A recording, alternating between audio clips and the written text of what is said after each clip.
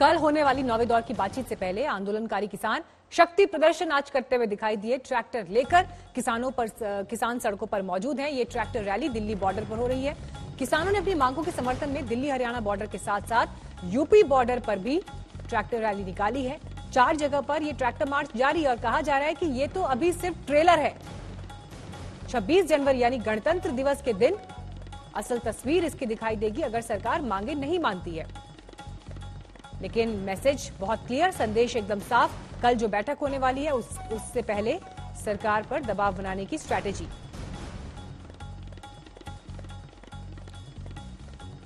और आइए इस वक्त सीधे रुख करते हैं हमारे संवाददाता कुमार कुणाल का। वो लगातार आज सुबह से ही इस ट्रैक्टर रैली को कवर कर रहे हैं। कुमार, इस वक्त क्या तस्वीर देख रहे हैं आप, और सुबह जब ये शुरू हुआ है तब से लेकर अब तक कितना असर इसका दिखाई दिया, कितना प्रभाव रहा? देखिए, तकरीबन 6 घंटे से हम रैली के साथ चल रहे हैं और अभी हम जहां खड़े हैं वो है ईस्टर्न पेरिफेरल रोड, जो कि गाजियाबाद डासरा से लेकर के पलवल की तरफ जाता है।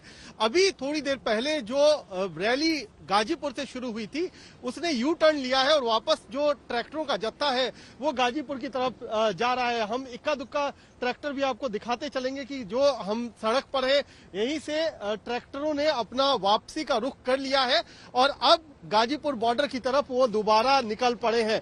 तो ये अब थोड़ी देर पहले, समझिए 15 मिनट पहले ट्रैक्टरों ने वापस जाने की तैयारी की थी।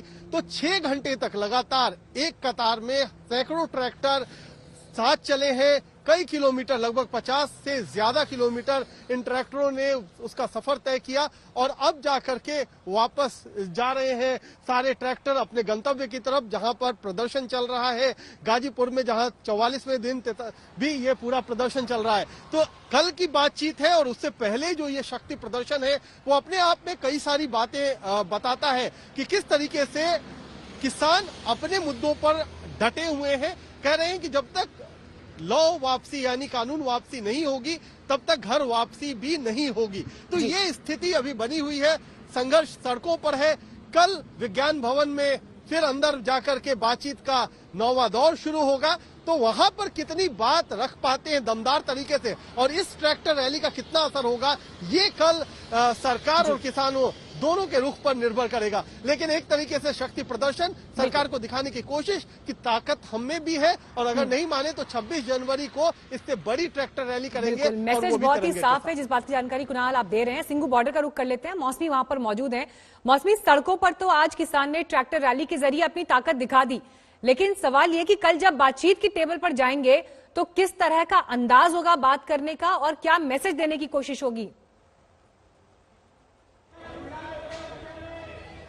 देखिए, कहीं ना कहीं इस पूरी परेड, ट्रैक्टर परेड के पीछे ये विचार जरूर था कि 26 जनवरी आने वाली है और अगर जिन राज्यों की हम बात कर रहे हैं उनके तमाम उन परिवारों के तमाम बेटे सेना में भी काम करते हैं, जहां एक तरफ वो कह रहे हैं कि उनके जो बेटे, जो जवान हैं वो डटे रहे, वो अपने हक की लड़ाई और देश की रक्षा के लिए वहां पे डटे रहे, वैसे ही ये हमारे हक की लड़ाई है और इसलिए हम इस सड़क पर डटे हुए इस तरह की परेड निकाल रहे हैं। और कहीं ना कहीं आप देखिए प्रेशर टैक्टिक्स भी कह सकते हैं इनको किसानों की तरफ से, क्योंकि कहीं ना कहीं 1 महीने से ज्यादा जब समय बीत गया है तो ये कोशिशें लगातार हो रही है कि बीच का रास्ता निकाला जाए। पर एक तरफ अगर इस तरह की परेड होती है, वो भी वेस्टर्न पेरिफेरल एक्सप्रेसवे पे और ईस्टर्न पेरिफेरल एक्सप्रेसवे पे, तो वो एक बड़ा संदेश न सिर्फ सरकार को देती है बल्कि देश भर को देती है कि हम एकजुट हैं, हम एक साथ हैं, एक ताकत है और ना हम अकेले नहीं हैं, हमारे साथ बाकी राज्यों के भी तमाम किसान जुड़ रहे हैं। और इसी परिप्रेक्ष्य में कल ये बातचीत होगी तो जाहिर है दबाव और गेंद सरकार के पाले में। अब तय करना है यहां से सरकार को आगे की कैसे अब इस चुनौती से निपटना है ताकि किसानों को भी मनाया जा सके और आगे की राह भी जो है वो कम से कम ठीक हो सके। हमारे साथ टिकरी बॉर्डर से राम किंकर सिंह भी इस वक्त मौजूद हैं। राम, आप टिकरी बॉर्डर पर मौजूद है, एक केंद्र प्रदर्शन का वो भी था, क्या हालात आपने देखे अभी तक के समय में? और सबसे बड़ा सवाल तो ये कि किसान आर पार की लड़ाई के मूड में है। मीनाक्षी, जिस 26 जनवरी की हम लोग बात कर रहे हैं वो दरअसल ट्रैक्टर की परेड निकाली जाएगी लेकिन किसानों ने कहा कि पूरी पिक्चर बाकी है, ये तो सिर्फ पिक्चर का ट्रेलर था।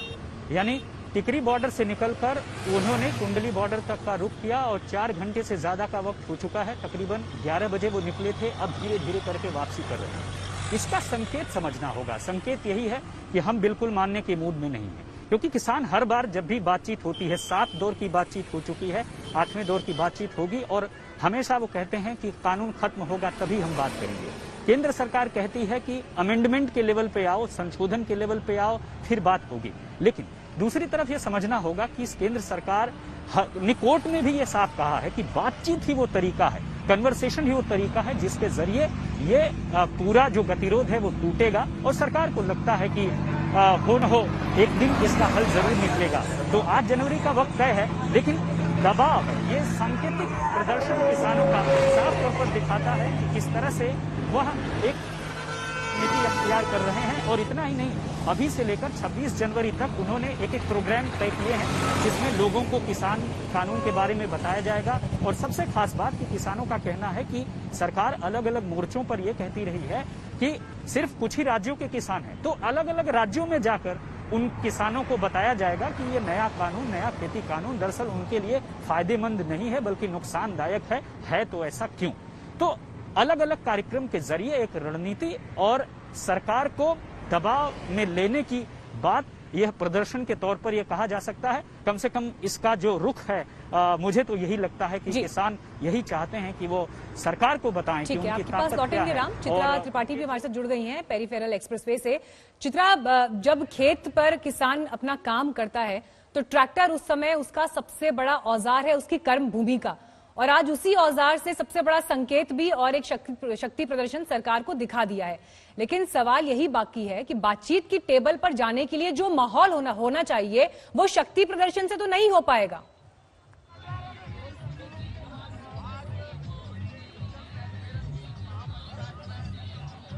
ये अपने आप में सबसे बड़ा सवाल है। आपको बता दें जिस जगह पर इस वक्त मेरी मौजूदगी है, पेरिफेरल एक्सप्रेसवे में बीच का ये रास्ता, जहां से 50 किलोमीटर की दूरी पर पलवल है। गाजीपुर से यहाँ हजारों की तादाद में किसान आए हुए हैं। हरियाणा के किसान, यानी कि यूपी हरियाणा के किसान आपस में आकर ट्रैक्टर रैली अभी संपन्न नहीं हुई है, वो जारी है, लेकिन यहाँ पर एक दूसरे का मनोबल बढ़ाने और आगे की रणनीति तैयार करने की कोशिश की जा रही है। मैं चाहूंगी हमारे कैमरा पर्सन सत्या यहाँ की तस्वीरें दिखाएं किस तरह से। आप देखिए, किसानों की इस ट्रैक्टर रैली में शामिल होने के लिए दूर दूर से लोग आए हुए हैं और हर तरह के, यानी कि एक तरफ हरियाणा, पंजाब, उत्तर प्रदेश, राजस्थान, हर जगह से लोग आए हुए हैं। सामने ये तिरंगा लहराता हुआ आपको दिखाई दे रहा है। गणतंत्र दिवस पर देश का रंग रूप कुछ ऐसा ही होगा, लेकिन उसके ठीक पहले ये दरअसल ट्रेलर है, ये रिहर्सल भी है कि अगर सरकार मांग नहीं मानती है तो बिल्कुल ऐसी ही तस्वीर उसको दिखाई देगी। जय जवान जय किसान का नारा तो लगता है, लेकिन एक तरफ जहां जवान परेड करेंगे तो वहीं दूसरी तरफ टैंक के साथ ट्रैक्टर भी परेड करते हुए नजर आएंगे राजपथ पर। इन किसान नेताओं का ये कहना है। अब बड़ा सवाल ये है, बीच का रास्ता कैसे निकलेगा। रवि हमारे साथ मौजूद हैं, रवि आजाद, ये युवा कांग्रेस प्रदेश अध्यक्ष भारतीय किसान यूनियन हरियाणा से आप हैं। ये बताइए कि बीच का रास्ता सरकार तैयार है, आप लोग मांगों पर अड़े हुए हैं, आगे की क्या है? देखिए, अभी यहाँ से जो गाजीपुर से जो ट्रैक्टर यात्रा आई है वो वापस गाजीपुर को जाएगी और पलवल बॉर्डर से जाएगी वापस पलवल बॉर्डर को जाएगी। यहाँ से चेंज हो लेंगे।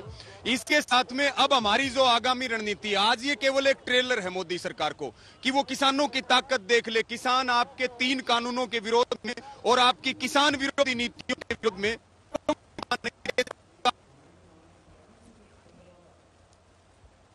ठीक है चित्रा, आपके पास लौट रहे हैं। थोड़ी सी आवाज में हमें दिक्कत आ रही है, लेकिन किसानों की तकलीफ जो है वो एक जगह और वो हम लगातार ग्राउंड से दिखा भी दे रहे हैं। और आज जो शक्ति प्रदर्शन देखा गया है, कम से कम इस ट्रैक्टर रैली के जरिए, ट्रेलर है ये, असली झांकी दिखेगी 26 जनवरी को। इस बात का जिक्र किसान लगातार कर रहे हैं। मौसमी, आप जब सिंघू बॉर्डर पर मौजूद हैं, इस मौसम में बारिश के वक्त में भी किसान डटे हुए हैं। बेशक उनके बिस्तर गीले हो गए हैं, टेंट के भीतर पानी घुस आया है, उसके बावजूद डटे हुए हैं। ये जो मनोबल है किसानों का, ये मनोबल वो कहां से हासिल कर रहे हैं? क्योंकि परिवार भी पीछे छूटे हुए हैं। इस पूरी घटना के संवेदनात्मक पहलू, इस मानवीय पहलू पर भी नजर डालनी होगी और सुप्रीम कोर्ट तक इस पर चिंता जाहिर कर चुका है। मौसमी,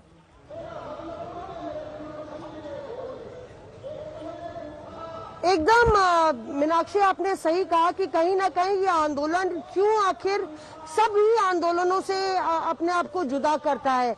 आप देखिए, ये कोई एक हफ्ते की 2 हफ्ते की बात नहीं है, लगातार कई हफ्ते बीत गए हैं। ऐसा लगा 2 हफ्ते बाद सर्दी बढ़ी, तापमान गिरा तो कहीं ना कहीं किसान जो है वो बैकफुट पर आ जाएंगे। तीसरे चरण, चौथे चरण, लगातार अलग अलग चरणों में जब बातचीत हुई, हर बार किसानों ने वही दोहराया। और यहाँ पे मैं लगातार कवर करती आ रही हूँ, जो हमने एक जज्बा देखा, एक इंसानियत देखी, वो इंसानियत और वो संघर्ष की डोर यहाँ पे किसानों को लगातार और मजबूत करती रही और उनमें जोश भरती रही।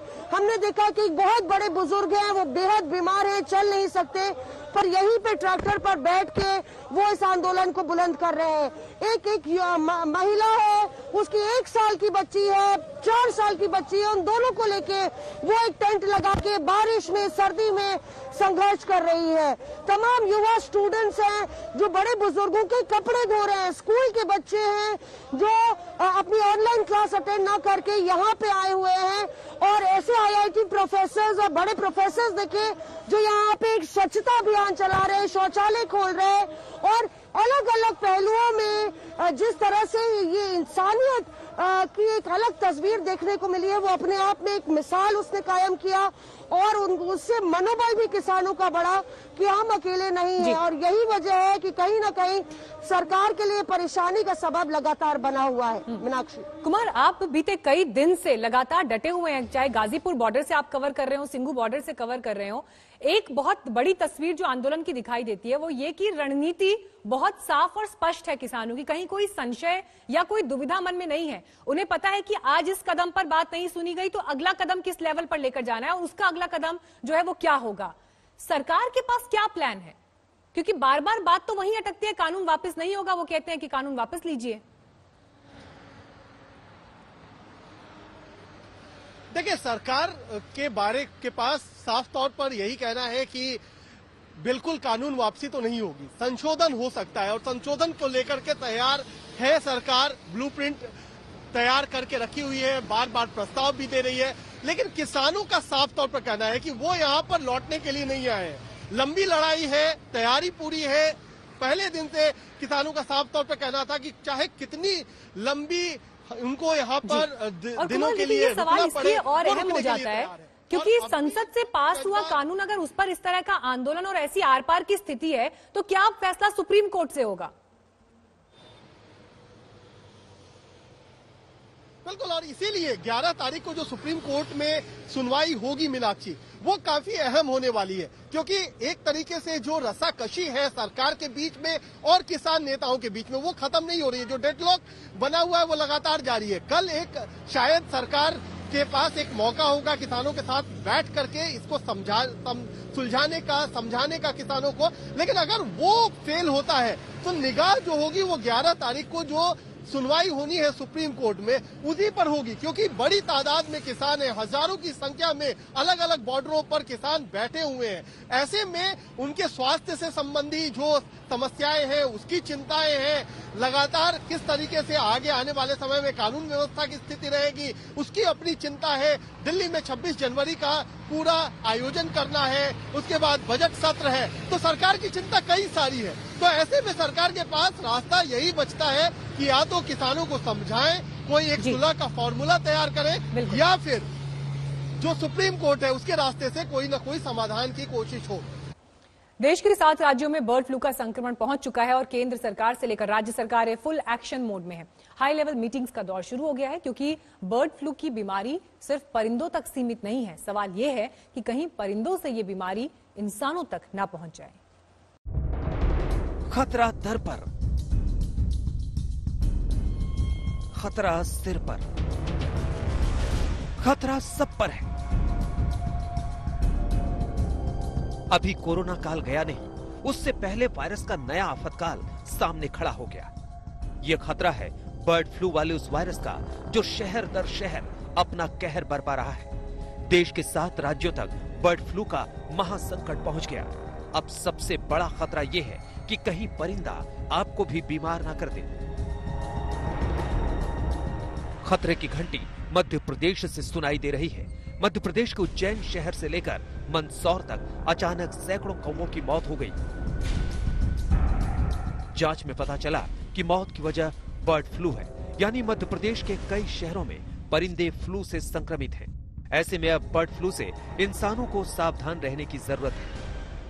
हमारे यहाँ फॉरेस्ट विभाग से साईं मंदिर के पास 2 क्रो मरे थे और उनको फॉरेस्ट डिपार्टमेंट के रेंजर लेके आए थे और उसका पीएम डॉक्टर अंकित जैन और डॉक्टर महाजन ने किया और उसके सैंपल लेकर हाई सिक्योरिटी ले भोपाल भेजे गए थे, जिसकी आज रिपोर्ट हमको प्राप्त हुई है और उसमें H1N1 बर्ड फ्लू की पुष्टि हुई है। अभी फिलहाल एक तो हमारे ऑफिस में कंट्रोल रूम बनाया है, दूसरा रैपिड रिस्पांस टीम भी हम भी बना दी जिलों पूरे डिस्ट्रिक्ट में, और सभी डॉक्टरों को निर्देश दीजिए, सीएमओ, नगर पालिका, वन विभाग, जहाँ जहाँ पशु और पोल्ट्री फार्मर वालों को भी निर्देश दिए कि वो जो भी पोल्ट्री सेल करें उसका चेकअप करवाएं। बगले और कौवे बहुत गिरे, 30-40 की मात्रा में गिर गए हैं।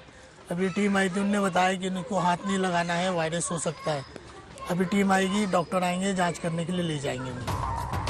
वहीं पोल्ट्री फार्म में पलने वाले मुर्गे मुर्गियों को लेकर भी प्रशासन ने मालिकों को सावधान रहने को कहा है।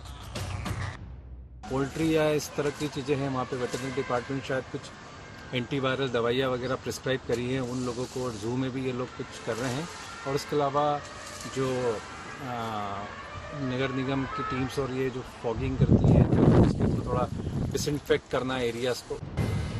मध्य प्रदेश में 23 दिसंबर से 3 जनवरी के बीच 376 कौवों की मौत हुई है। सबसे ज्यादा 142 मौतें इंदौर में हुई है। इसके अलावा मंदसौर में 100, आगर मालवा में 112, खरगोन में 13, सीहोर में 9 कौवों की मौत हुई है। मध्य प्रदेश के मुख्यमंत्री शिवराज सिंह चौहान ने बर्ड फ्लू पर मंत्रियों और अफसरों के साथ हाई लेवल मीटिंग की। मीटिंग में अफसरों को जिला स्तर पर बर्ड फ्लू के मामलों की निगरानी का जिम्मा सौंपा है। वहीं राजस्थान से लेकर हिमाचल तक, उत्तर प्रदेश से लेकर केरल तक बर्ड फ्लू का कहर देखने को मिला। हिमाचल प्रदेश के कई शहरों में पक्षियों की बर्ड फ्लू से मौत हुई।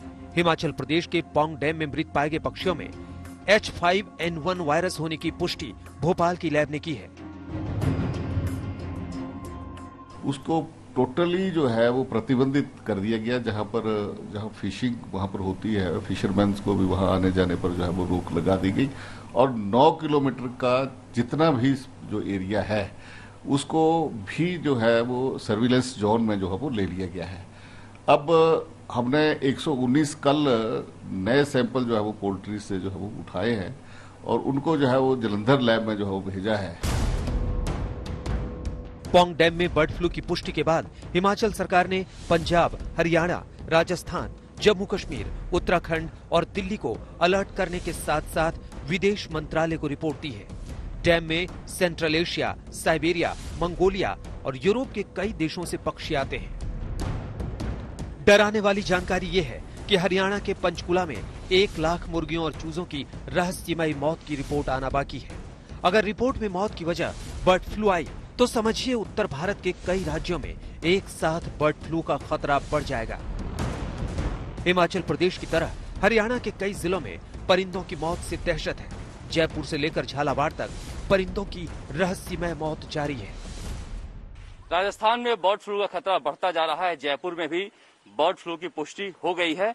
यहाँ पर जयपुर में सोफिया स्कूल है, वहां पर देखा जाता है किस तरह से कौवे मरे हुए हैं। उन कौवों को एक एक करके यहाँ से निकाला जा रहा है, मरे हुए कौवों को। इस तरह से जयपुर के अलग अलग हिस्सों में ये लगातार इस तरह की खबरें आ रही हैं कि पक्षियां मर रही हैं। यहाँ से ये सैंपल कलेक्ट किया गया है। इंसानों में अभी तक फैलने के इसके कोई सबूत तो नहीं है, लेकिन एहतियात के तौर पर देखा जा सकता है किस तरह से पीपी किट पहनकर और पूरी सावधानी बरतते हुए इनका सैंपल लिया जा रहा है। उत्तर भारत में बर्ड फ्लू का कहर आपने देखा तो दक्षिण भारत में भी बर्ड फ्लू का बड़ा खतरा बढ़ रहा है। केरल में मुर्गियों में बर्ड फ्लू की पुष्टि हो चुकी है।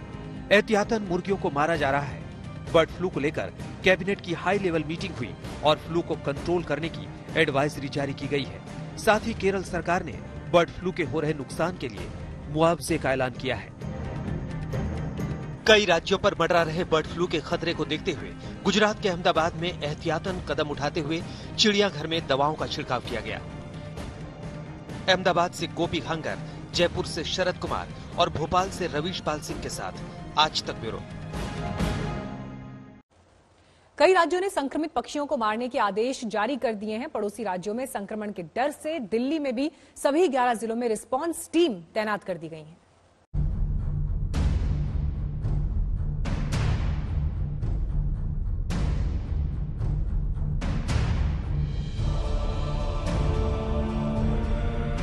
एक के बाद एक राज्य में बर्ड फ्लू के मामले सामने आ रहे हैं। महाराष्ट्र के ठाणे में दर्जन भर से ज्यादा पक्षियों के मृत पाए जाने से हड़कंप मच गया। 14 पॉन्ड हेरॉन जो पक्षी है वो डेड हुए थे, ऐसी खबर हमें मिली। ऐसे ही जो हिल गार्डन है कोकनीपाड़ा, उधर ही 2 पैराकिट या जो पक्षी है वो डेड हुए की जो बातमी जो हमारे पास आई थी। हमारे जो पशु वैद्यकीय अधिकारी इमीडिएटली उन्होंने वहाँ जाके मुआवजा किया और वो जो डेड बॉडीज़ है बर्ड्स की वो इमीडिएटली हमने पूना में जो डिसीज इन्वेस्टिगेशन एजेंसी है उनको भेज दिया है कि जिसकी वजह से हमको मालूम पड़ जाएगा कि किसी वजह से इनका मृत्यु हो गया है। वहीं हिमाचल प्रदेश में कालका शिमला नेशनल हाईवे 5 पर चक्की मोड़ पर सड़क किनारे मिले 900 से ज्यादा मरे हुए मुर्गे से सोलन हाई अलर्ट पर है। प्रशासन ने जांच के आदेश दिए हैं ताकि पता चल सके कि कौन हाईवे पर पक्षियों को फेंक कर गया है और क्या पक्षियों की मौत बर्ड फ्लू से हुई है। ये बर्ड्स का है कि 500 जो बर्ड्स हैं, जो चिकन है, ये किसी ने इंटरस्टेट बॉर्डर में आके चक्की मोड़ के पास रोड साइड के नीचे फेंक दिया है। ये 2 लोकेशन पे फेंके, एक में 500 है और एक में 400 है, एक में 500 है। ये तस्वीर चेन्नई की है जहां बर्ड फ्लू के खतरे को देखते हुए प्रशासन अलर्ट है। वहीं गुजरात में वक्त रहते बर्ड फ्लू से निपटने की तैयारी की जा रही है। चिड़ियाघर में दवाओं का छिड़काव हो रहा है। तस्वीरें अहमदाबाद की हैं। गुजरात के अंदर बर्ड फ्लू ना फैले या गुजरात के जो पंछी है उन पे ये खतरा ना हो, उसके चलते यहाँ पे आप देख सकते हैं कि जो दवाई छिड़कने का काम है वो अहमदाबाद के प्राणी संग्रहालय जो कांकरिया पे आया हुआ है वहां पे शुरू कर दिया गया है। साथ ही राज्य सरकार काफी अलर्ट हो गई है कि बर्ड फ्लू का खतरा जो है उसे किस तरीके से कम किया जाए और उस वजह से यहाँ पे दवाई छिड़कने का जो काम है वो यहाँ पे जारी है और लगातार ये कोशिश की जा रही है कि बर्ड फ्लू का जो खतरा है वो कम से कम रहे और पहले ही जो दवाई का काम है उसे शुरू कर दिया गया है। कुछ इस तरह ही यूपी के कई शहरों में प्रशासन अलर्ट है। लेकिन क्या बर्ड फ्लू से आपको डरने की जरूरत है? ये समझने के लिए हमने एक्सपर्ट से बात की। बहुत गौर से एक्सपर्ट की एक एक बात को सुनिए। बर्ड से ह्यूमन में भी बहुत कम चांसेस हैं until unless you are coming in contact with the birds, और ह्यूमन टू ह्यूमन ट्रांसमिशन भी बहुत ही कम। पैनिक की जरूरत नहीं है क्योंकि बर्ड फ्लू वाले वायरस से इंसानों के संक्रमण का चांस बहुत कम है, लेकिन संक्रमित पक्षियों से दूर रहने की जरूरत है। जो लोग पोल्ट्री इंडस्ट्री में काम कर रहे हैं उन्हें ध्यान रखना है कि वो पीपीई किट पहनकर काम करें।